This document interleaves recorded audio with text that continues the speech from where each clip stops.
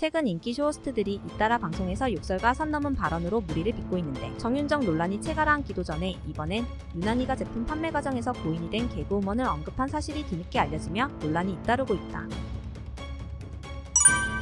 유난히는 1965년생이며 쇼호스트이자 뉴미디어 케이블 TV 최초 아나운서로 특히 홈쇼핑계에서는 최초로 억대 연봉을 받은 것으로 유명하다.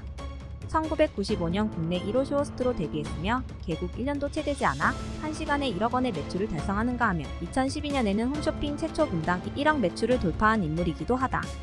이어 프리랜서 선언 후에도 계속해서 최초의 길을 열어나가며 방송과 수필 등 다양한 활동을 이어가며 승승장구했다. 과거 한 방송에서 유난히는 20대 시절 꿈이 아나운서였다며 아나운서 시험을 22번 봤지만 다 떨어졌다 30살이 되고서야 포기했다고 회상하기도 했다. 그런가 하면 집과 남편에 대해서도 관심이 쏠리기도 했는데 30살 당시 레지던트였던 남편을 만나 결혼했으며 지금은 소아과 의사로 알려졌다. 이에 과거 쌍둥이 육아를 많이 담당해줬다며 남편에 대한 고마움을 드러내기도 했다.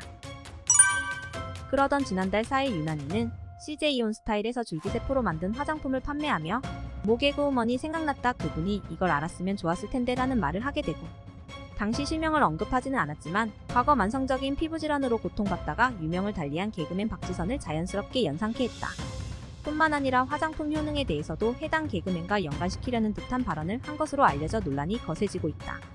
이에 일부 시청자들은 방심위에 소비자 민원을 접수했고 방심위는 14일 광고심의소위원회를 열고 심의를 진행했다며 의견 진술 결정을 내렸다고 전했다. 같은 날 CJ이온 스타일 관계자 또한 해당 사건에 대해서 원래 유난히 씨가 방송 중에 연예인 언급을 많이 하시긴 한다며 방송에서 실명은 공개하지 않았지만 해당 멘트가 나간 것을 인지했고 곧바로 다음 방송 진행에 앞서 유난히 씨와 채널 측이 사과했다고 전했다. 그러나 현재 유난히 SNS에는 비난이 더욱 거세지고 있다. 앞서 해당 사건의 논란이 거세지자 유난히는 자신의 SNS에 사과의 뜻을 전하며 누군가를 연상케 해서 또 많은 사람의 마음을 아프게 한 점도 진심으로 사과드린다며 자신도 너무 사랑하는 후배였다. 그녀가 떠났을 때 누구보다 마음 아파했던 한 사람이었다.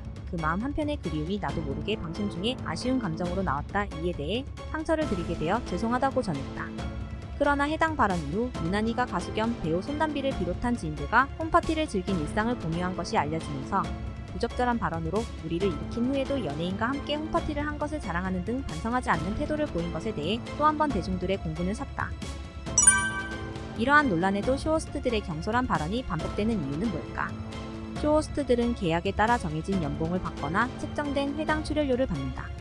또한 일부 유명 쇼호스트들은 방송 전 정해둔 판매 목표치를 넘길 경우 인센티브를 받기도 한다. 그러다 보니 방송 과정에서 발언의 수위는 점점 세지고 이로 인해 제품에 대해서 과장하거나 허위 광고로 인해 방심이 제재를 받는 경우도 빈번하다고 한다. 문제는 이런 발언을 하더라도 쇼호스트가 책임을 지는 일이 거의 없다는 것이다. 이를 두고 한 방송 관계자는 홈쇼핑을 보다 보면 이게 맞나 싶을 때가 많다며 시청자와 가까워지려는 노력의 일환일 수 있지만 보기 불편할 때가 있다고 전했다. 쇼호스트들의 최대의 무기는 언변이다.